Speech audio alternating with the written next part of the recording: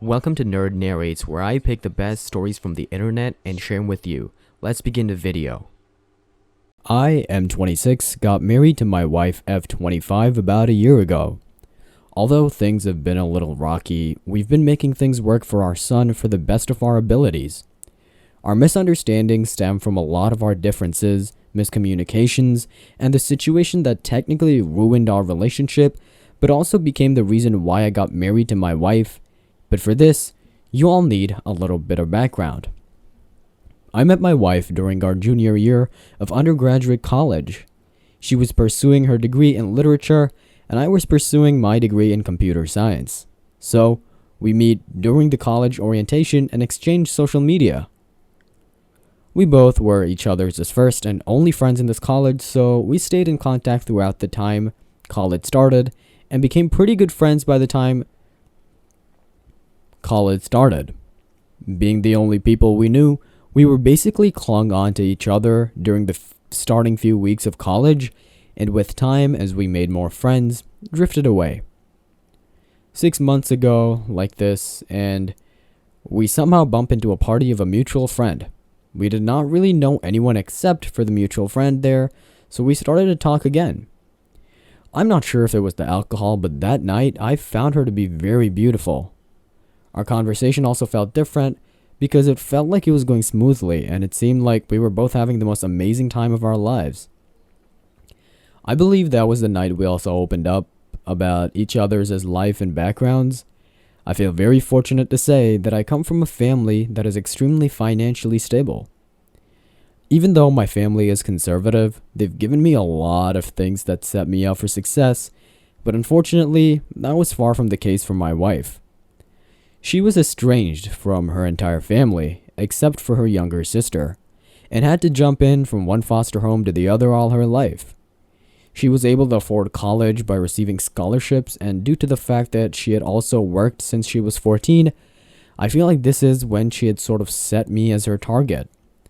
Nothing really crazy happened that night itself, but the next day, I received a message from her asking me if I wanted to go on a date with her. I found this impressive and said yes, and our first date went amazingly well. To cut things short, we eventually get into a relationship. The relationship between us was like any other college couple, intense and filled with love. We started clinging on to each other again and spent as much time as we could. She lived in the college dorm, and I had rented my own apartment with no roommates, so by the time it was about a year that my girlfriend and I had been dating, she practically moved into my apartment. I found nothing wrong with it, and continued to let her stay around as much as she wished to do, even though she would not ever offer to pay for any groceries, utilities, or anything with the part-time job that she had, which paid pretty well, by the way. Even though this should have been a red flag, I decided to ignore it. Well, things continued going this way, and I continued dating her. I let her move into my house during the second year of college when she came crying to me complaining about her finances. I had fallen so deep for her that just to make her tears go away, I would have gotten her the world. Dramatic, I know. Well, I let this slide for around the entirety of our undergrad degree. Then we had to endure a long-distance relationship for about 2 years when we both had gotten colleges a city away from each other. My wife had told me that she'd gotten a really good job at that time, and even then, she would never pay for anything during the times we met. It was only now that this had started to bother me, so when we finished our masters, my then girlfriend had been hinting towards us getting engaged. And I sat her down and I told her that she had to start contributing if we were ever to get engaged, and that I wanted to buy a house together before. Hearing this, my girlfriend blew up. This was one of our very first fights, and unfortunately, not the last. She told me how I was calling her a gold digger for being backwards financially and so on. I was shocked and confronted about all the things that I'd done for her, pointing towards how I would have felt that way towards her. This seemed to have shut her up because she just left for her apartment back in the city. She stopped contact with me after that, till a point that I had to call her sister to check up on her. Now that I think of it, I would have done anything to stop myself from doing that, but I guess what is done is done. Well, my girlfriend's sister is weird to me throughout the call.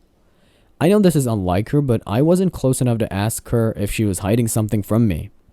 She tells me that she would talk to my sister on my behalf to try to get her to talk to me, and I thank her. Well, she did talk to my girlfriend, and she did reach out to me, and she told me that she had stopped contact with me because she needed time to reevaluate things for herself, which was BS, and agreed to start to contribute.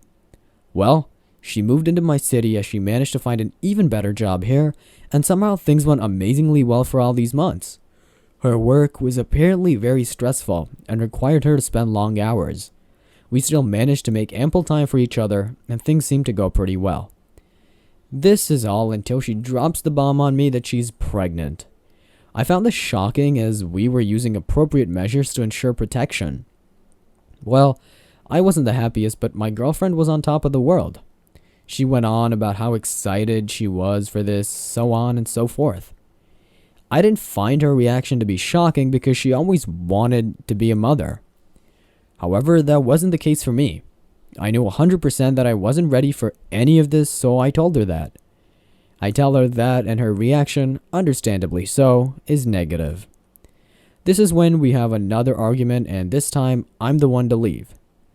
Being far away from any close friends, I went to live with my conservative mother during this time period, who technically brainwashed me into proposing to my girlfriend because that is what a real man should do after knocking up his girlfriend.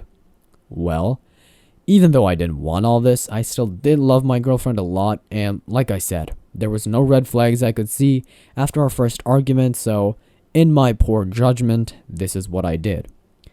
I proposed to my girlfriend, promising her that I would be there for her and our child, and she was extremely happy because this is what she wanted. I paid for the entirety of her pregnancy. The pregnancy went smoothly. There were no complications whatsoever. During this time, my fiance also becomes very close to my family and somehow gets my mother to convince me to let her quit her job. My mom sits me down, once again brainwashing me with her conservative opinions, and honestly, I again let it get to me. Disappointing, I know. So at this point, my fiance got everything she has wanted, and I'm not even able to see that until my FSIL tells me this an hour before I get married to my fiance. Well, our wedding took place after my son was born. Everything was going okay at this point. I woke up every day to convince myself that this is all I'd wanted, and so on and so forth. The day of the wedding comes, and there's about an hour left before I have to get married, so I'm just alone in the dressing room preparing myself mentally for the long day. That is when my FSIL knocks on the door and tells me that she wants to talk to me. I thought it must be about something related to the wedding, but she told me that she could not bear the guilt of holding this, and I needed to know. She goes on to tell me that my fiance has trapped me by messing with her birth control pills.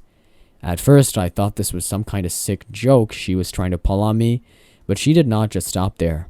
She pulled out her phone and showed me the entire conversation that took place between her and my fiance. My poor FSIL had started tearing up at that point and told me that my fiance had said that she would quit helping her with college tuition if she ever dared to tell me this. I feel so terrible for this poor girl. My fiance had the sheer audacity to hold my money over her sister's head.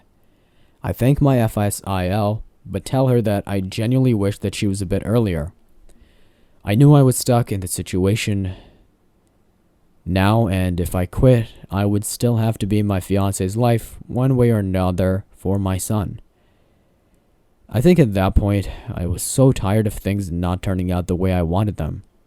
I just decided to give in. We got married, and I just tried my best to get past everything to have a good relationship with my wife.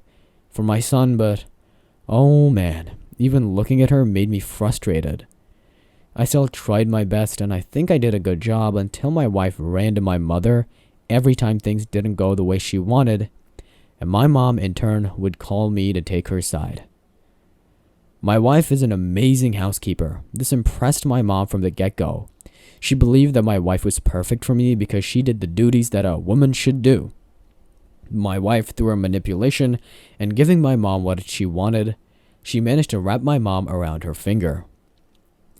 Things just continue to go as they are, and currently about a year since my wife and I have been married, my son also turned 1, and looking at him is truly what keeps me going. I thought my wife would just let me be as she sucked everything she wanted out of me, but unfortunately, things just got worse. About a week ago, my wife sat me down, and the tone of her conversation was overly sweet from the get-go. She talked about how grateful she was for doing everything I had done for her and how she believed that she was extremely lucky to have me. This was the first one, lol. I listened to her because honestly, I don't really feel like I could say that to her back. This was all until she ever so casually brought up how motherhood is so tiring to her.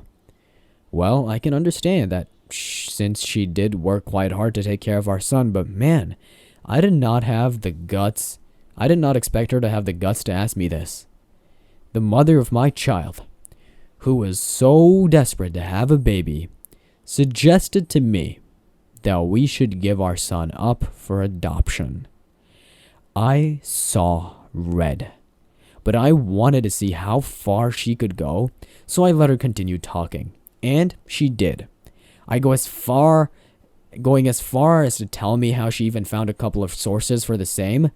She talked about this as if she was pitching a business idea. She had no sign of nervousness or remorse. My tolerance had gotten extremely bad dealing with my mom and her, so I quietly tell her to pack her bags and leave before I tell her things she probably doesn't want to hear. She instantly realized that I wasn't joking around. She quietly packed her bags and left the house. Well, I thought she would be at one of her friend's house, but guess what? She's at my mom's, who won't stop blowing up my phone to yell at me for some completely different narrative of the story that my fiancé told her about. Even my sister, who doesn't really involve herself in marriage, messaged me to tell me that I should have talked things out to my wife instead of kicking her out. I'm not really sure what to do here. WIBTA for kicking out my wife for suggesting that we put our child up for adoption.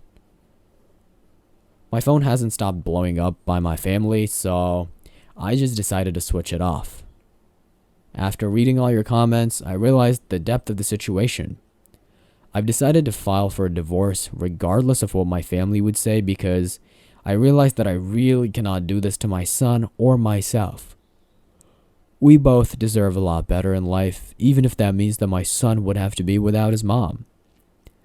A lot of you suggested that I also DNA test my son to make sure that he's mine, which I'm going to be doing. Amidst all of this, I received a call from an unknown number. I wasn't going to pick it up believing that it might be someone from my family, but I decided to because I thought it might be someone from my work. So I picked up the call and it was my SIL. I tell her I wasn't interested in talking to her about my wife anymore, and that is when she stops me. She tells me that she wants to talk to someone and hands the phone over to them. On the other side of the call, I heard the voice of a woman most likely in her 60s. She introduces herself as my wife's aunt, and I'm shocked as my wife never told me she was in contact with her aunt. My wife's aunt is a very kind lady who adopted my wife when her abusive parents abandoned her. She tells me that she did everything for my wife, even paid a lot of her college tuition before she found out that she was sending all of this money to her high school sweetheart who was a deadbeat. Let's call this guy Raven. Well, you'll see. Raven and my wife had that kind of relationship where no matter how poorly Raven treated her, my wife always ran back to him. This alone is all too shocking to hear, and it took me about a minute to register everything in. I asked her why she or my SIL didn't tell me about any of this earlier, and the aunt informed me that she was not in contact with my wife or her sister until a couple of days ago when my SIL decided to reach out to her. I thank her profusely for taking the time to inform me of everything and ask her to hand the phone to my SIL. I knew this wasn't the end of the story, and my SIL knew more. So, I tell her to come clean to me about everything, and this time she does. She tells me that my wife had never stopped contacting Raven. During our marriage, our engagement, our relationship, my SIL had only found this out when she was receiving a call from Raven inquiring about my wife's whereabouts. She pressed Raven on the topic, and I gotten him to come clean about the situation. I'm utterly shocked and devastated currently, as I'm really not sure what to do or make out of the situation. I really do agree with many of you that I let myself become a doormat to my wife. I wasn't even like I wanted this. I knew my love for her faded away around the time we got engaged, but I'm really not sure why I kept going. Update 2. Here's an update. About a week has passed since the situation went down, and my mom has tried numerous times to try to talk to me. My ex-wife too leaves me messages every day faking remorse, but I cannot make the mistake of thinking she has learned her lesson. I do not care what happens to her anymore. I've blocked all contact and went as far as to threaten a restraining order. I also decided to check my wife's laptop that she had left for any proof to submit for her infidelity, and oh boy, there was too much. From emails to images of them kissing and so much more. I feel completely numb as I type this, but my wife has really done things for this deadbeat guy that I don't think she would ever do for me. I saved all of his evidence for future purposes. I also received devastating news from the DNA test that I had done that my son is not mine. I still love this child very much, but I know being a father to him is not what I can do. I'm shattered, crushed, and devastated, as I feel like my ex-wife has pulled everything she possibly can away from me. But I know this isn't the end. Good and bad things both are about to come as I burn this bridge between my family, my ex-wife, and me. I think I'll also be moving cities for a fresh start, for which I've contacted a childhood friend of mine. I really appreciate the kindness you all have shown me and also the tough love. Thank you all. I can't believe after all your wife put OP through, he still thinks he might be the a-hole. The wife and his family are clearly the a-hole. The SIL is slightly the a-hole for reaching out to OP so late. It felt like she only did that to get the guilt out of her chest rather than actually look out for OP. OP needs to change the people he's around because they seem like they do all they can to suck the energy out of OP. NTA. File for divorce now. Also a DNA test the child, OP. Your wife not only trapped you but manipulated you all this time. How much would you want to bet that this child isn't OP's either? Because I'm so sure that the wife probably had an affair during the time they had a long-distance relationship or when she got a job.